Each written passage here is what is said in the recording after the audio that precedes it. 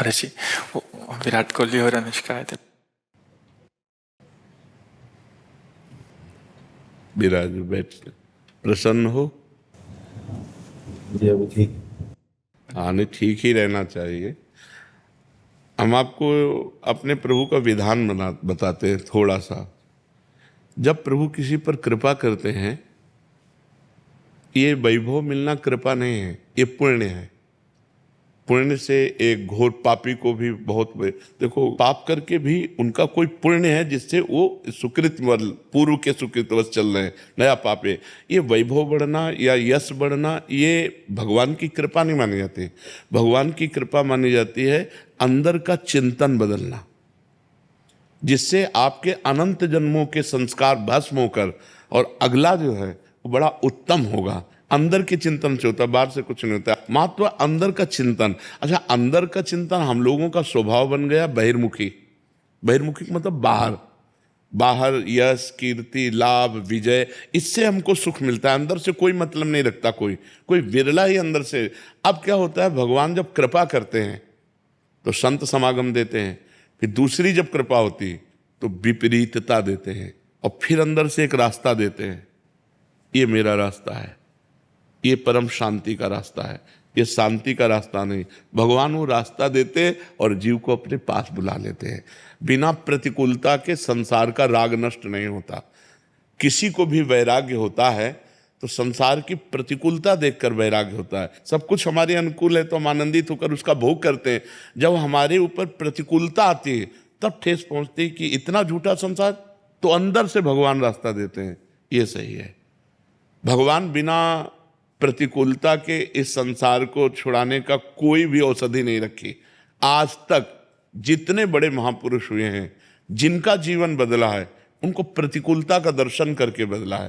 तो कभी प्रतिकूलता आए तो उस समय आनंदित हो कि मेरे ऊपर अब भगवान की कृपा हो रही है, कि मुझे सतमार्ग में चलने की प्रेरणा मिल रही है। अगर सतमार्ग छूटा हो, ये सब तो एक सेकंड के लिए आप विचार कीजिए। अब अपना सुधार कर लो, अपने जीवन को सत्य में ले आओ, तो अगला जो होगा वो बहुत जोर का होगा। चाहे जन्म हो तो श्रीवान, कुलवान, धनवान, वैभव संपन्न ऐसे, और भक्ति की अनुकूलता, भक्ति की अनुकूलता। खास बात श्रीवान, धनवान, कुलवान नहीं, खास बात भक्ति की अनुकूलता। अगर इस जन्म में भगवत प्राप्ति नहीं हुई तो भगवान श्री कृष्ण ने गीता में कहा है कि मेरे भक्त का नाश नहीं होता। मैं कुलवान, धनवान, श्रीवानों के कुल में जन्म देता हूं और फिर पुनः भक्ति का माहौल देता हूं, और पूर्व का जो भजन छूटा हुआ हो वहीं से उसको। अब बिल्कुल ऐसे ही रहो जैसे रह रहे हो, बिल्कुल संसारिक बन करके रहो, लेकिन अंदर का चिंतन आपका बदल जाए। अंदर के चिंतन में आपकी यश की भावना न रह जाए, अंदर के चिंतन में आपको धन बढ़ाने की भावना न रह जाए। अंदर का चिंतन हो जाए, प्रभु बहुत जन्म व्यतीत हो गए, अब एक बार आपसे मिलना चाहती हूँ, एक बार आपसे मिलना चाहते हैं प्रभु, मुझे आप चाहिए, अब संसार नहीं, तो बात बन जाएगी, तो बात बन जाएगी। तो इसलिए आनंद पूर्वक भगवान का नाम जप करो, बिल्कुल चिंता मत करो। बाबा, क्या नाम जप से हो जाएगा पूरा? ये हम अपने जीवन का अनुभव बताते हैं। सांख्य योग और अष्टांग योग और कर्म योग और भक्ति योग, चारों योगों में प्रवेश रहा है। पहले हम सन्यासी रहे हैं 20 वर्ष सन्यासी रहे काशी विश्वनाथ जी।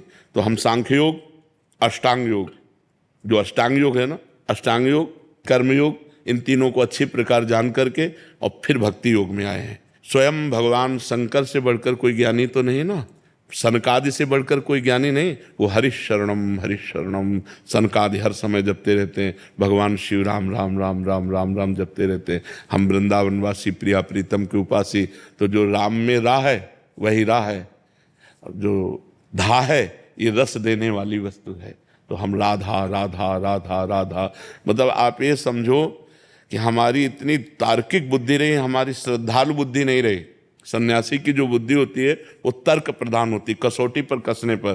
तो हम केवल भावुकता में राधा राधा का प्रचार नहीं कह रहे कि हमने सुना और ऐसे ग्रंथों में पढ़ा और ऐसे कह रहे, स्वयं स्वाद लेके कह रहे और विश्वास के साथ कह रहे हैं कि यदि आप राधा राधा जपते हो तो इसी जन्म में भगवत प्राप्ति हो जाएगी, इसी जन्म में।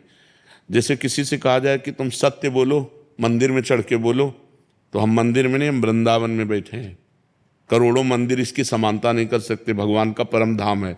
अगर राधा राधा नाम चल रहा है तो इसी जन्म में भगवत प्राप्ति हो जाएगी। हमारी आखिरी श्वास यदि राधा, तो मुझे श्री जी की प्राप्ति, भगवान की प्राप्ति हो जाएगी, इसमें कोई संशय नहीं और किसी साधनों की कोई आवश्यकता नहीं। आप केवल अंदर ही अंदर चलाइए और लिखिए। देखो, हम जो कह रहे हैं उसको समझो। बहुत अधिक नाम जपने की हमें चेष्टा नहीं करनी, कम संख्या हो लेकिन मन लगा करके हो। जैसे हम, अब देखो, आप लिखो राधा, अपने दिमाग में लिखो, खुले नेत्र लिखो या बाहर बाहर देखो, दिखाई दे रहा है राधा लिखा हुआ, वही कान में सुनो राधा, वही अंदर उठाओ राधा, ये तीनों का एकाकार हो जाए तो ये करोड़ों नाम जप के बराबर है। देखो, जैसे हम बोला राधा, ऐसे हम 1000 राधा नाम बोले तो हम बोला राधा, ये उपांशु है, इसे उपांशु कहते हैं। राधा राधा राधा राधा 1000 बार, ये उपांशु हुआ। अब ये ऐसे उपांशु हम 10,000 बार जप करें, अंदर देखते हुए बोले राधा, उपांशु 10,000 बार नाम जप करने का फल एक बार मानसिक में है। इतना बड़ा फल है ये। ऐसे राधा राधा राधा चल रहा है, नेत्रों से हम उसे देख रहे हैं, कानों से उसे सुन रहे हैं। आप देखना कि अगर मन भगेगा तो आप लिख नहीं पाओगे राधा नाम, अगर लिख रहे हो तो मन भगेगा नहीं। तो चाहे 10 बार लिखो, 100 बार लिखो, लेकिन एक अभ्यास बनाओ ऐसा कि कुछ समय शांति से स्नान आदि करके बैठ गए और राधा राधा लिख रहे हैं, उसी का चिंतन कर रहे हैं। इसे अपना जीवन बना लो, फिर आप परिणाम में खुद देख लेना। कोई घाटे का सौदा तो है नहीं, ठीक है।